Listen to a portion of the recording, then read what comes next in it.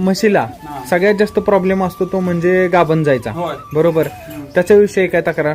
आता गाभण जायची तक्रार पूर्ण माझी म्हणजे हे आहे माझ्या आता ते पहिला रेडी पण पहिल्या लशीत गाभण आहे आणि ती म्हस पण पहिल्या लशीत आणि देशी गाय पण पहिल्या लशीतच गाभण, म्हणजे पहिल्या ह्याच्यात पहिल्या लशीतच तिन्ही पण गाभण आहे. अगोदर तक्रार कमी झाल्या गाभणची. अगोदर काय परिस्थिती रिपीट व्हायची 2-2, 3-3 वेळा 4-4 वेळा भरवायचे. रिपीट व्हायची? होय, होय. एकरदा रिपीट झाले की किती खर्च वाढतो आपला? आणि आपले 2-3 महिने वाढले त्याचा? ते काळ आणि भाकड काळ वाढला. 3 महिन्याचा पूर्ण आपला भाकड काळ कमी झाला. 3 महिन्याचा किती लॉस आहे? होय. बरोबर का नाही? म्हणजे ते वाढले, ते अंगावर पडलं जनावर 3 महिन्यासाठी आपल्या.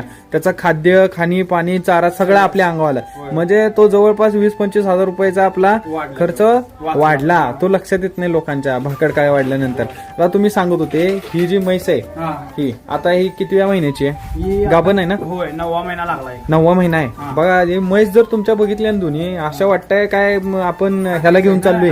अजून मी 2 दिवसात धुतलो नाही कामाच्या ह्याच्यात, धुतलं की असं चकाकी काय shining कशाला धुवायला लागते? कसली चकाकी बघा की वर तेल लावल्यासारखं चमकतंय.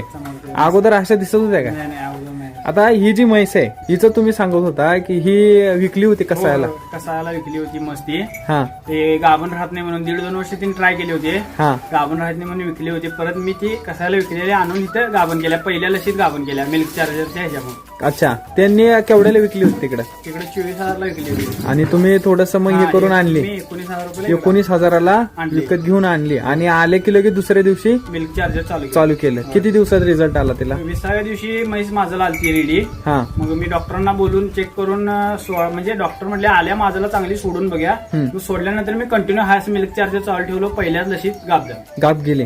ओके.